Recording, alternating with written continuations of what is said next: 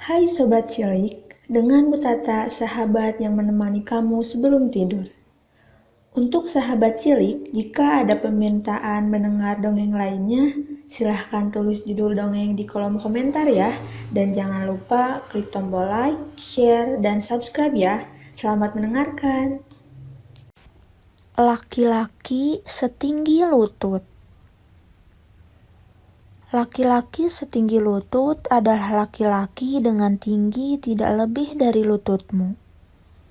Inilah sebabnya mengapa orang-orang menyebutnya laki-laki setinggi lutut. Pada suatu hari, ketika bercermin, laki-laki setinggi lutut merasa tidak puas melihat keadaan tubuhnya. Ia ingin memiliki tubuh yang lebih besar, lebih tinggi, dan lebih kuat. Ia ingin mempunyai tubuhnya seperti manusia normal lainnya. Ia pun keluar rumah. Ia berjalan sepanjang jalanan sampai akhirnya melihat seekor kuda yang besar, tinggi, dan kuat di padang rumput. Kemudian ia merangkak melewati pagar, berjalan menyeberangi padang rumput, dan mendekati kuda. Ia berkata, "Pak Kuda, tubuhmu besar, tinggi, dan kuat. Bolehkah saya tahu bagaimana caramu mendapatkan tubuh yang besar itu?" "Iya, tubuhmu kecil, tidak lebih besar daripada tinggi lutut. Yang kamu perlukan hanyalah makan jagung sebanyak-banyaknya dan lari sepanjang hari." Laki-laki setinggi lutut melakukan apa yang dikatakan Pak Kuda. Ia makan jagung sampai perutnya sakit.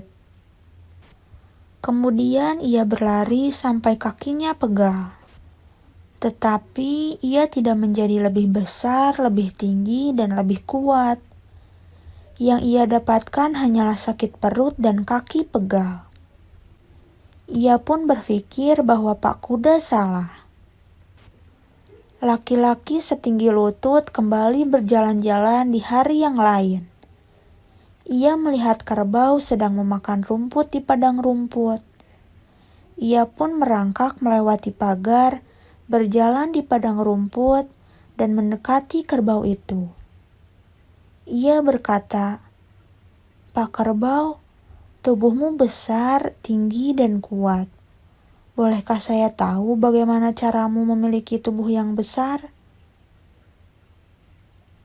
"Iya, tubuhmu kecil tidak lebih besar daripada tinggi lutut. Yang kamu perlukan hanyalah makan rumput sebanyak-banyaknya dan mengeluh sepanjang hari agar tubuhmu menjadi besar, tinggi, dan kuat." Laki-laki setinggi lutut melakukan apa yang dikatakan Pak Kerbau. Ia makan rumput sampai perutnya sakit. Kemudian dia mengeluh dan mengeluh sampai tenggorokannya sakit. Tetapi ia tidak menjadi lebih besar, lebih tinggi, dan lebih kuat. Yang ia dapatkan hanyalah sakit perut dan sakit tenggorokan. Ia pun berpikir bahwa Pak Kerbau salah. Pada suatu hari, laki-laki setinggi lutut berjalan dan mencari seseorang yang dapat ia tanyakan bagaimana mendapatkan tubuh yang lebih besar. Namun kali ini dia tidak bertemu siapapun, padahal hari sudah mulai gelap. Tiba-tiba ia mendengar teriakan Pak Burung Hantu. Saya selalu mendengar bahwa Pak Burung Hantu adalah hewan yang bijak. Saya akan bertanya kepadanya.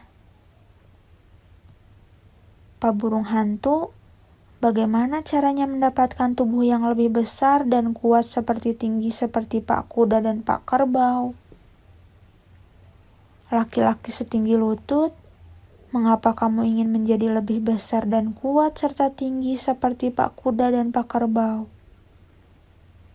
"Saya ingin menjadi besar dan kuat sehingga siapapun tidak ada yang dapat memukul saya jika ada yang mengajak saya berkelahi." Apakah ada orang yang mengajakmu berkelahi? Tanya Pak Burung Hantu. Tidak ada. Itu hanya pemikiran saja. Tidak ada siapapun yang mengajak saya berkelahi. Jawab laki-laki setinggi lutut. Namun saya ingin menjadi lebih tinggi sehingga saya dapat melihat lebih jauh.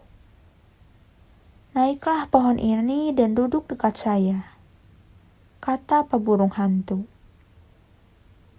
Dan kamu akan melihat lebih jauh dibandingkan manusia yang paling tinggi sekalipun. Tidak pernah terpikirkan oleh saya hal ini, kata laki-laki setinggi lutut. Itulah masalahmu. Kamu tidak pernah berpikir, kamu tidak perlu menjadi lebih besar, lebih tinggi, dan lebih kuat. Yang diperlukan hanyalah menggunakan otakmu untuk berpikir. Pesan moral dari dongeng ini adalah, kita harus bersyukur dengan pemberian Tuhan kepada kita. Setiap orang memiliki kekurangan dan kelebihannya masing-masing. Jika kita bersyukur, maka kebahagiaan akan selalu hadir dalam kehidupan kita.